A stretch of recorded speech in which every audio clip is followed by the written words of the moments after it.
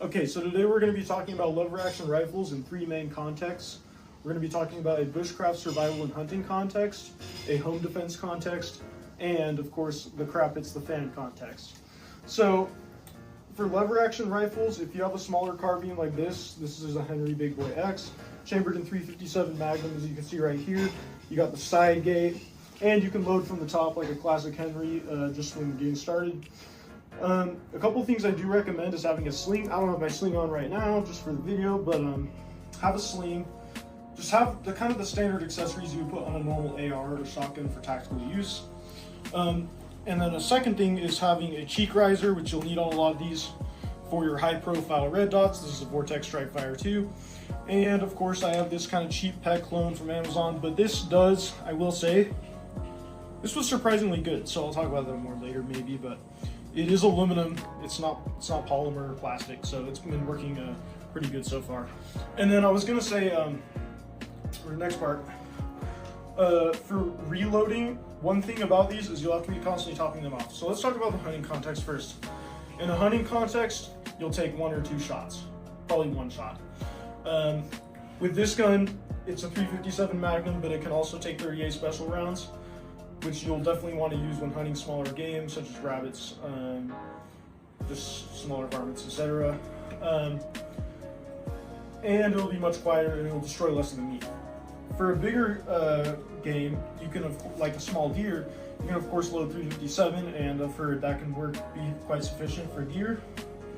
And one thing I do like about this specific gun, and I would recommend for most of your lever actions, is to have a slightly shorter barrel than you would have on maybe some other guns if you want it to be the most versatile, because especially if you're hiking around the desert, there's a lot of bushes and plants, and the long barrel can kind of be a little bit clumsy. This makes a good brush gun because you can just move it around and it doesn't get in the way of anything. So yeah, and that's in a hunting context, and you're not going to hunt like huge game with it, but for, you know, game you'd hunt while surviving out in the field, or hunting, and other things like that. And then in the other wilderness survival context, there is a small self-defense that we could talk about, which there sometimes are people out there that would like to do harm even when you're just camping or hunting. And so it is good to have something to defend yourself with, even in that case. General home defense context. Something I would recommend if you're using this for home defense is, once again, having some of the standard upgrades that you put normally on an AR. It's not necessary, but I would say at least have a light and probably a sling. I do have a red dot, of course. I just find it easier to use. But then just the buckhorn sights that come on this one. One thing I will say is definitely have ammo on the gun, such as on a cheek riser or quiver, because when you grab the gun and you're like in your underwear at night, you're gonna need something that can have ammo on it already, because you're not gonna have time to reach in a drawer and grab ammo. But you are going to want more ammo on the gun than you just have loaded in the tube, because then you can just, you know, grab it, go, and you probably have enough for any home defense scenario. Another thing, once again, a shorter barrel will be better for home defense use, because maneuvering around walls or structures and just getting around areas is just going to be easier. And that's like with any rifle. That's why, you know, any modern rifle for tactical or defense use is generally a shorter barrel, and you'll still get plenty of power out of this. So for example, out of a revolver such as this Taurus Tracker, it has a 4-inch barrel. It takes the same ammo, and this is a big plus. You having the same ammo from your sidearm and your rifle actually is a big plus for pretty much any of these scenarios that we're talking about in this video.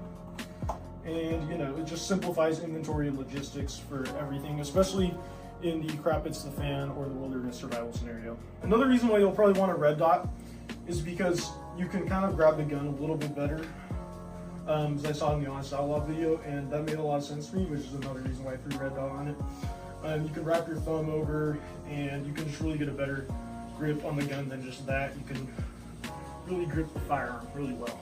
But yeah, so back to the ammo logistics, and generally, so this is a pistol caliber carbine technically, and the good thing about the ammo is with it being a rifle, and even having a shorter barrel than some longer guns, you'll still get a lot of power versus a sidearm versus this. Like, you'll get the same amount of power out of this as you would with a lot of rifles, like just regular pressure 5.56 rounds. You'll get about the same amount of muzzle energy, or close, with this.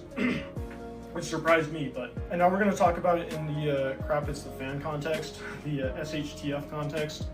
And once again, with ammo logistics, you can just take it, and then you're going to have the same thing as your sidearm. Hopefully, if you choose a revolver with a more modular gun like this, like the Henry Big Boy X, you can select anything. We also have other guns such as the 3.36, which you can, you have more wood, but that works great too for everything. Definitely go with a pistol caliber versus something like a full rifle cartridge, unless you're just made of money. But there's also other reasons, like I said, just availability. It's hard to find 45-70 government ammo, and maybe not even hard, but it's hard to find it at an affordable price to where you can train a lot. Definitely get some snap caps with these. They're very cheap. You can train all day with them. And then, of course, you got the revolver, you can train with the same rounds. And you can just keep practicing. Something you'll just want to keep practicing as soon as you get your thing is you'll just want to practice topping off constantly. And of course, in any extended situation, you would want to keep topping off. And,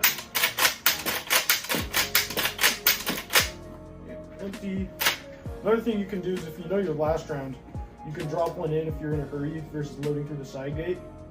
And then you can fire, and then you can just expel that like that. I will say though, overall, these are solid guns for home, self-defense, Crap It's the Fan, hunting, bushcraft, survival. Literally most things you could throw at just any rifle like an AR. This will still do great. It's not an AR, but it'll do great. Like, you can make it work. It is a bit heavier overall. There's a lot more steel. And so for smaller shooters, it might not be as good. And also the lower capacity, just the nature of that, will involve more training just to keep up with all that. Last but not least, yeah, just get a lever gun if you've been considering it. They're really cool. I've had this one for a bit, but I haven't really messed with it yet. Yeah, just get one. They're cool. 3 things I'd recommend is getting a shorter carbine length like this, and have a revolver of the same caliber. Definitely go with a pistol caliber versus a rifle caliber is what I'd recommend. All right, thank you for watching. You have a good one.